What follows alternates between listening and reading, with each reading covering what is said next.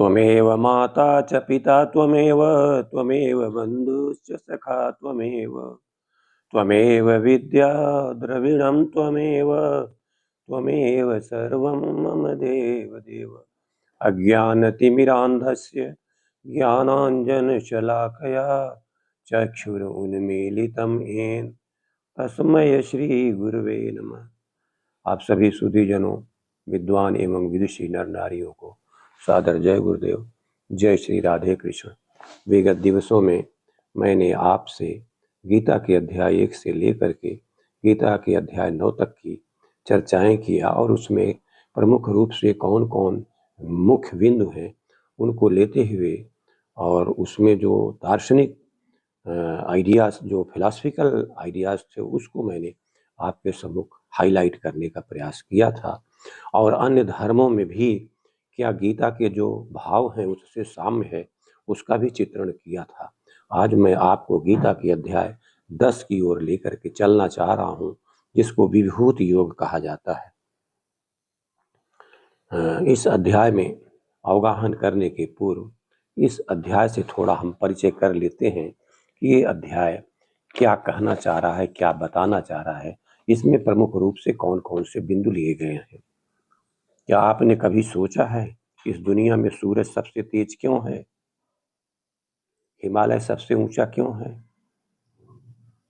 नदियों में गंगा सबसे पवित्र क्यों है?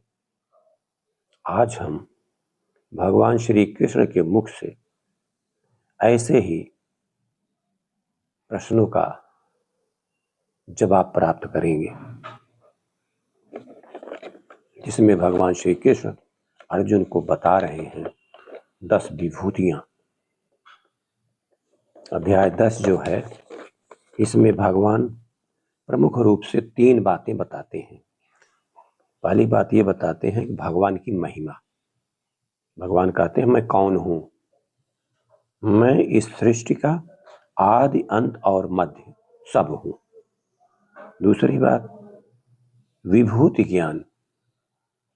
संसार में जो कुछ भी श्रेष्ठ है, जो कुछ भी शक्तिशाली है, सुंदर है, वो सब मेरी ही विभूति है। और तीसरी बात, भक्ति का मार्ग बताते हैं कि जो मेरी विभूतियों को देखकर मुझे याद करता है,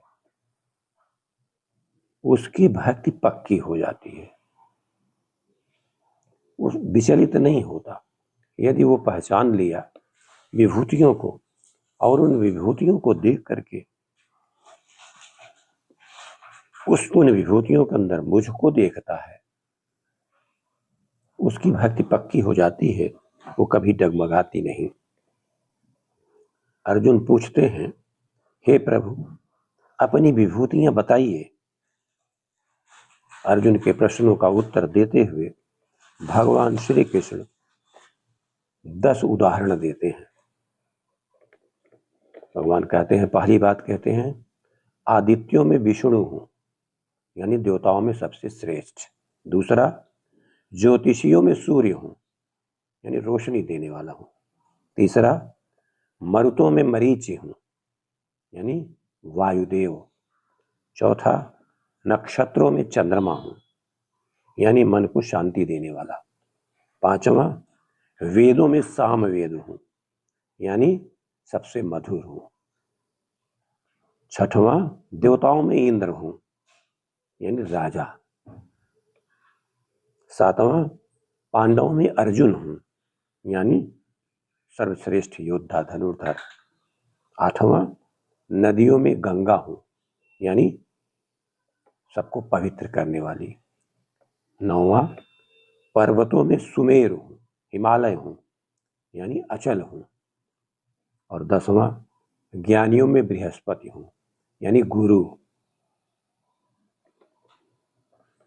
और आखिरी में भगवान बोले, जो जो भी ऐश्वर्य युक्त, कांति युक्त, शक्ति युक्त वस्तु हैं, उसे मेरी तेज का अंश समझो। इस अध्याय में भगवान की जो बातें हैं, यदि उसको हम अच्छी तरह से समझ लें तो हमें 3 शिक्षाएं मिलती हैं।